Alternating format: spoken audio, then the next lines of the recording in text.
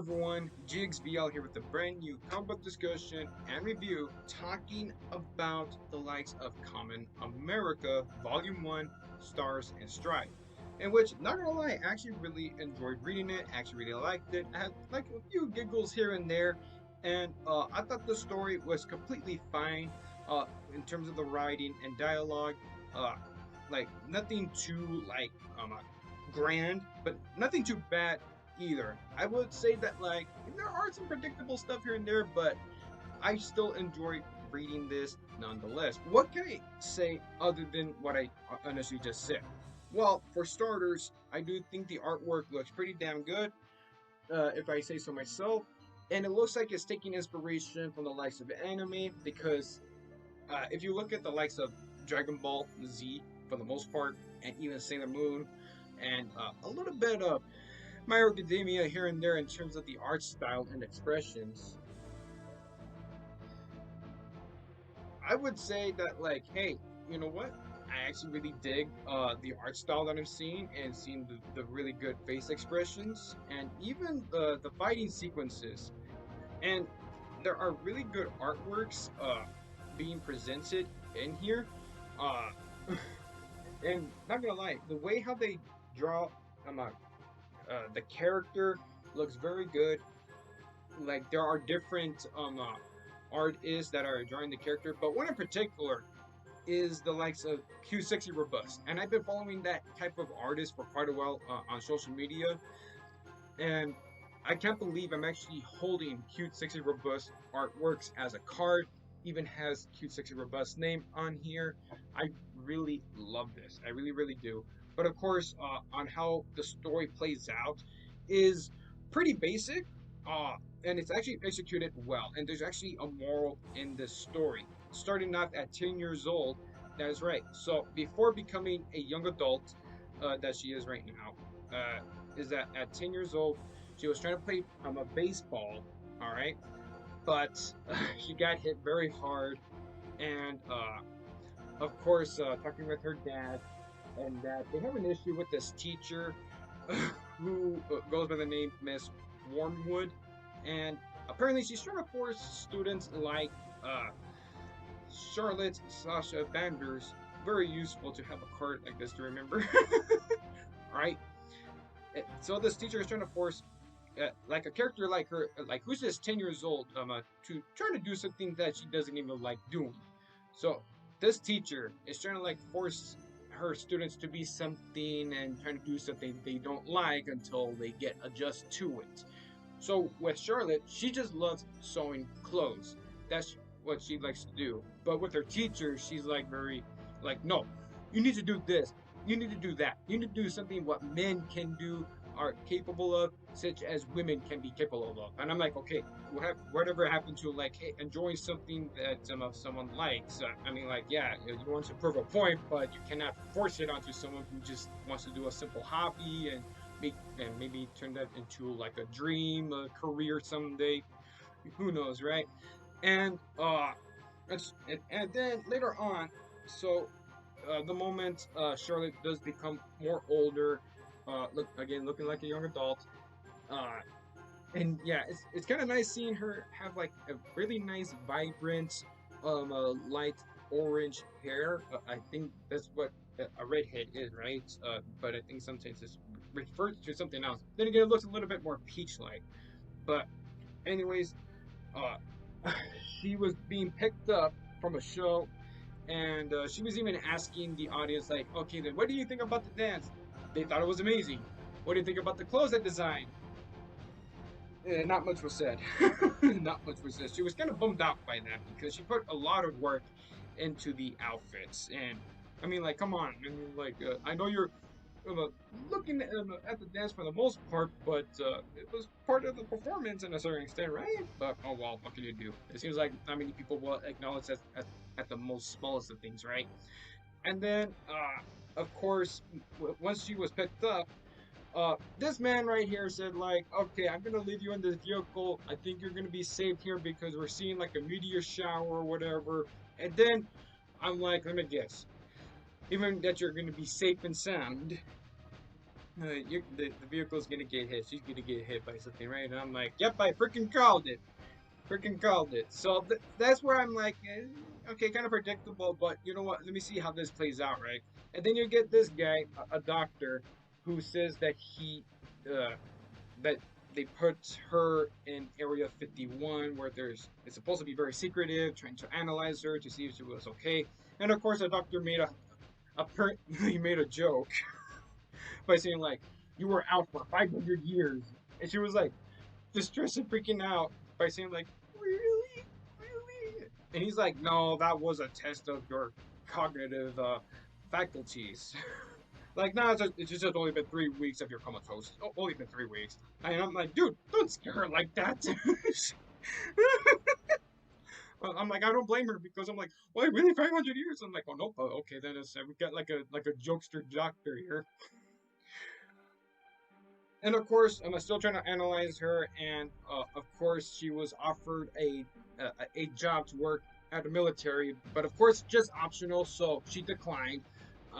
So what I was saying is that like she wants to still design clothes because she likes doing that, but now she's feeling unhappy because of her crummy agent that she has. uh then later on, like, there was a storm following her, and oh, I'm sorry, I want to address this really quick. I'm seeing a character that is like a fusion combination of Daphne and Velma here. I cannot kid that when I say that, because look at the clothes and the face design here. I'm like, huh, hey, Daphne and Velma, did you get the freaking Dragon Balls and decide to go out like this? Not gonna lie, I actually kind of like that design though. I really like that design. But anyways, going back with the storm though, yeah, there was a storm actually following them, and then uh once the lightning strikes, she goes Super Saiyan, but that's like her look, her hairdo, right? And apparently, so I want to address that like this may come across as a nitpick, and I'm gonna call it a nitpick, but I'm also kind of questioning this. Is that like, so she wanted to call herself something like when it comes to like having a hero name, but when that happens, when it transitions to this page, someone else calls her by a name that she doesn't even like, which is Warhead, and I'm like, excuse me. So okay, did she find this type of agency organization, or did they found her? What gives? So like, how did she get there? Like, that's just my question. And yeah, I don't like that name either. I think it sounds bad. It's no wonder why she came up with the name for herself that is Common America. I mean, like, if you look at the previous pages here that have been skimming through, I see a common writer like on a poster, and it has to be a common writer because I see a character point out saying that like Power Rangers, and I'm like, wait, what? Power Rangers being mentioned in here? And just that you know, apparently there are some certain names that you cannot use. So looking at the likes of, okay, I'm pretty sure it's just meant to be a joke. I don't know. There's actually a Dino Pumpkin out in other franchises or whatever. But apparently, you cannot call this one Dino Pumpkin. And both me, the character herself, and Mikey from TMNT 2012, who would name any villain whatsoever, would legitimately call that Dino Pumpkin because the way it's designed, right? However, apparently that name was already adopted, and this is going by the name Gordosaurus, being called Gordosaurus. And I'm like, so Dino Pumpkin was already trademarked, and this is being called Gordosaurus. Alrighty then. I mean, like, if you're gonna get like, I don't know, banana brachio sometime in the future, and that is already like trademark, what are you gonna call that particular monster being look like? The type of design I already came up with the name for. Just saying. That is not like a nitpick nor critique at all. I just think that's kind of funny though, pretty funny to address. All right, and of course she beats up these other villains. One of them was going by the name uh, Kangsta Rapper. Gangsta rapper. But every time she defeats these villains, they turn into mud, like a mud-like substance. So at the end, we get to see her friend that is a fusion of Daphne and Velma, trying to analyze it to boil down to see what she was dealing with earlier. And these monsters are coming out of nowhere for some reason, right? And the other thing I do want to show, I thought this was really sweet. So considering that she loves sewing clothes, she sees a very old person who is also like homeless. She's trying to find a scarf to see to keep herself warm until Charlotte decides to give her own scarf that she designed herself to her, and she actually made her happy. And I'm like, oh, that's very wholesome. Now that's what I like seeing. Like the simplest things can actually make your heart warmed up. I really like that. And plus, it's not about always like saving people, but if you care about someone that wants that sort of warmth and especially something so small, it makes them happy and it makes you so feel happy. I really dig that. I really dig that stuff. Uh, and of course, what happens is that like apparently the agency didn't like that. Like whatever this weird superhero organization here trying to like hire some heroes uh is that hey, can you please not do that again, because the public does not want to see a superhero giving a scarf to a homeless. I think that's bad publicity. And I'm like, how is that bad publicity? Don't you think you want something very wholesome and sweet, and seeing that heroes can just be like very nice people? I'm like, screw you, you guys are a terrible organization. And then she even just had it because he even brought in something like to be her sidekick. Like, okay, you can still do everything you want, but we're gonna give you a sidekick that goes by the name Major Bay. And I'm like, bruh. So she even gets so frustrated and rightfully mad at them, and even rightfully quits. So then she adopted the name Common America, right? So yeah, the way how the story flows so far is decently paced. I would think like actually not like everything's pretty fine in my eyes. Of course, you went to go to like a different country to save someone's father who was there. I had to say it might be Russia. It might be Russia, and then she encounters someone who uses like fire abilities. Now with Kamen America, she uses electric abilities, and they even shout out names like when you watch both Naruto and Dragon Ball, they'll shout out like their names, like the Rasengan, the Kamehameha, and you get to see stuff like that happen in action, and I really dig that. And she actually shout outs the name Velvet Thunder herself, and one of the bad guys here, just for a moment, when it comes to being a bad guy, is that this chick shouts out Sickle and Stardust. So I'm like, oh, okay then, all right. I really dig this. I even love how like the fight sequence is playing out.